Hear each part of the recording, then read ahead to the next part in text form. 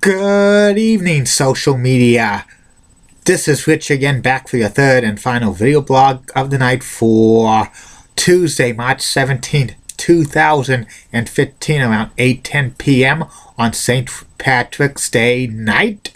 It's very, very windy out in Billerica. It's about 32 degrees, and it's going to be windy tomorrow. We're not going to get above freezing in the Merrimack Valley area, but, it's better than snow. Some news to report. The Atlanta Braves beat the Boston Red Sox by a score of 11-4 in spring training action. And sad news to report in the world of the NBA. Former NBA player Jack Haley, known as the Tin Man, passed away at the age of 51. Jack played 10 seasons in the NBA. He was part of the 1996 Chicago Bulls World Championship team.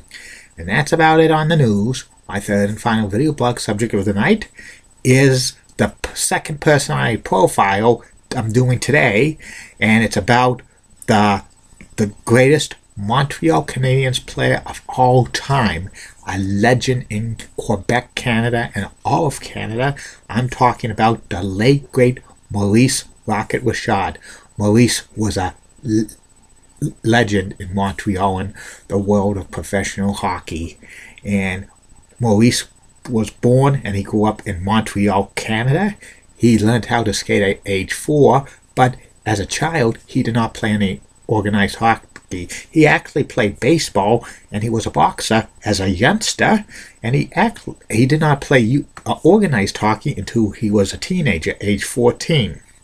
And then he played on several, when he played hockey, he had to use several false last names because he was a minor and he did not want to use his real name and have his real name revealed because he could have gotten in serious trouble. And he played on many junior teams, and one year he scored 133 goals in one of these leagues. Then he played on the senior league for the Vendôme Maple Leafs and the Montreal Senior Canadiens for junior hockey. And he was, getting to be very decent. He signed with the Montreal Canadiens, and he played from 1942 to 1960. The first year he was in the National Hockey League, Maurice was actually number 15, and he was a decent player, but he got injured the first year, and he had very serious doubts he was going to be a good NHL player. He threatened to quit, but he stuck it out. And beginning in 1943-44, Maurice changed his number from 15 to his famous number 9, and he took the NHL by storm. He scored 14 seasons. He had at least 20 or more goals. He was the first NHL player to score 50 goals in a season back in 1945.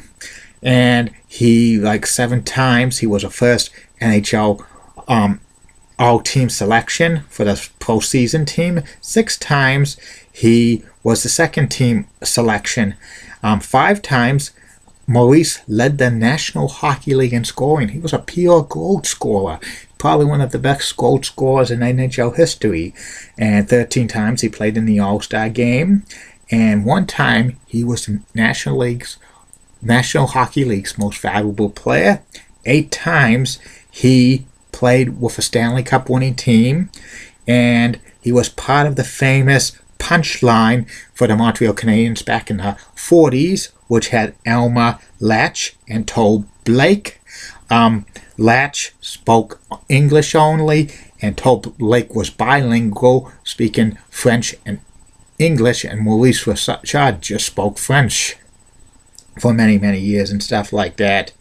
And for 5 seasons, Maurice Rocket Richard was the Montreal Canadiens captain, and Maurice was really the biggest legend in Montreal sports history. During 1954-1955, Maurice Richard was suspended by the National Hockey League for an incident, and the fans in the Montreal Forum were so mad. On March 17th, 1955, which was 60 years ago today, there was a riot that happened in Montreal Forum where they had a lot of commotion and stuff. A gas bomb went off and stuff. It almost blew down the Montreal Forum and the NHL president at the time, Clarence Campbell, feared for his life and stuff like that. I think a lot of Montreal fans really did not want to see, because Maurice Richard was going to be suspended for the rest of the season and the playoffs, and he was in a tight battle for the scoring title and stuff, and a lot of fans did not want to see like the Canadiens not win the Stanley Cup in Montreal and stuff. So Maurice Richard was such a legend. The fans were so, irate about that. It was one of the most infamous things in National Hockey League history. And by 1960, Maurice Richard hung his skates for good. His career stats were 544 goals. He was the first NHL player to have a goal over the 500 goal mark, 421 assists, and 965 points. And his playoff stats, 82 goals, 44 assists, 126 points. And his number 9s retired by the Montreal Canadiens. And his brother, Henry Richard, also known as the Pocket Rocket, played for many years for the Montreal Canadiens as well. And he's a Hockey Hall of Famer.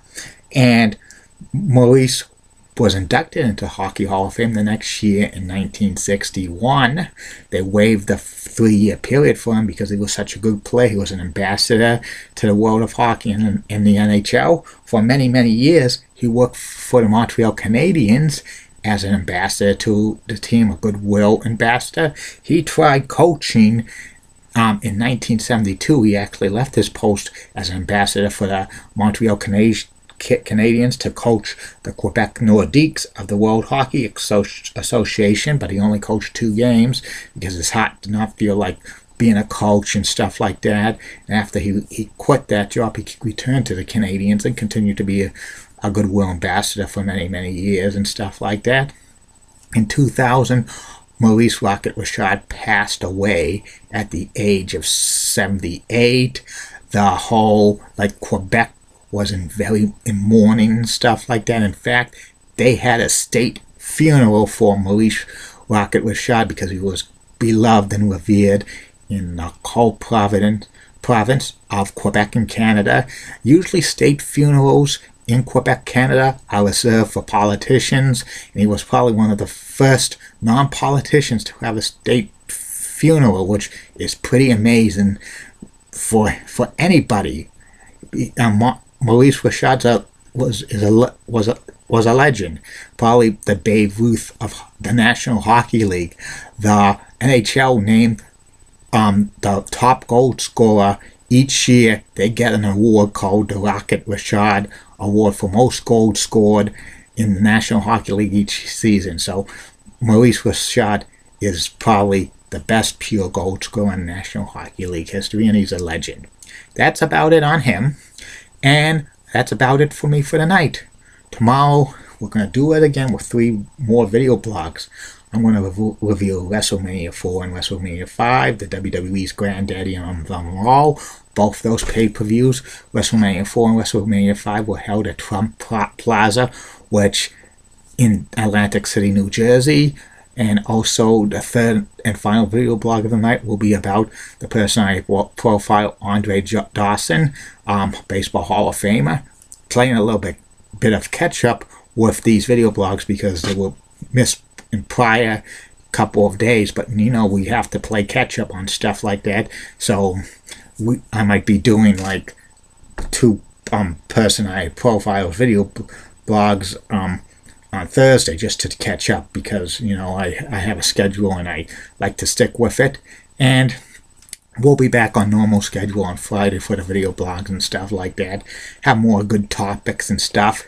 And more WrestleMania reviews and stuff. It's going to be awesome.